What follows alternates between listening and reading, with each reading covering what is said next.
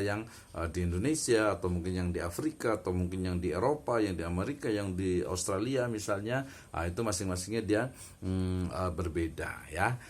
Kemudian yang kelima adalah ijma ulama Kufah. Kalau tadi ada ijma ulama Madinah, yang kelima ini ada ijma ulama Kufah, yaitu ijma yang dilakukan oleh ulama-ulama Kufah ya, ulama-ulama Kufah ya, yang di Syria ya, Syria zaman dulu ya, masuk Kufah itu ya Suriah gitu ya. Nah, ini masuk pada madhabnya Hanafi yang menjadikan ijma ulama Kufah sebagai salah satu sumber hukum Islam. Sebenarnya kalau saya lebih cenderung mengatakan bukan sumber hukum ya, tetapi dalil hukum ya, dalil hukum ya, yang mengarahkan dalail ya, dalil ya, artinya yang menyampaikan kepada sumber aslinya, yaitu Al-Quran dan As-Sunnah ya. Mungkin kalau saya secara pribadi berpendapat bahwa sumber hukum Islam itu dia hanya dua ya. Yang pertama adalah Al-Quran, yang kedua adalah As-Sunnah ya.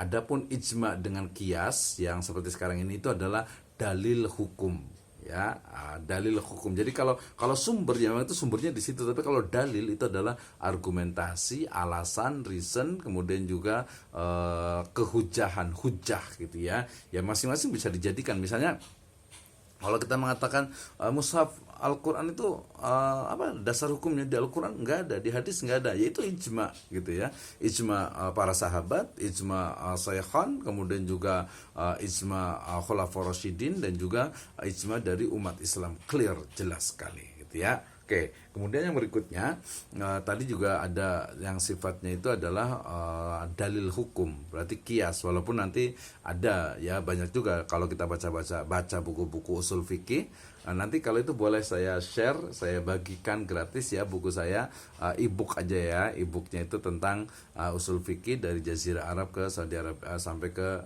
Indonesia gitu ya. Itu nanti mudah-mudahan nanti kalau ketua kelasnya boleh juga tuh ini ke saya untuk share ke ini WA ke saya, WhatsApp ke saya, kemudian nanti kalau saya kirimkan ada buku saya tentang usul fikih ya, termasuk dalam penetapan hukumnya. Nah, oke ya, itu jadi pendapat saya pribadi bahwasanya sumber hukum masadirul ahkam itu Al-Quran dan hadis, sementara ijma, qiyas, istislah, kemudian juga syar'u man qablana, nanti ada qaul sahabi, ada urf, ada istishab, itu adalah dalil hukum ya. Walaupun tadi ada juga yang menyatakan secara umum bahwasanya sumber hukum itu adalah Al-Quran, hadis, kemudian qiyas, dan juga ijma. Wallahu a'lam bishawab. Nah, kemudian terkait dengan nomor poin keempat dan kelima, ini memang ijma yang sifatnya itu lokal ya.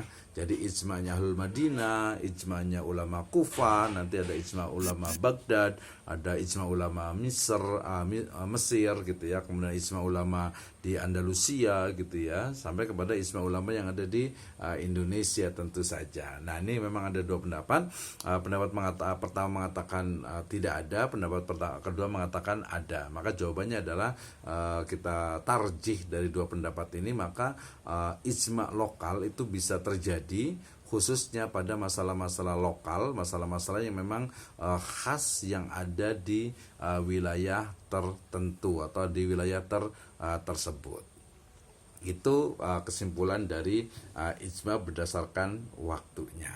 Baik, nanti kita ada sesi tanya jawab, tenang saja ya. Yang berikutnya ini juga yang paling penting, mungkin teman-teman tuh suka bertanya ya, gimana Ustaz cara mengetahui ijma, dari mana kita tahu sesuatu itu ijma gitu ya.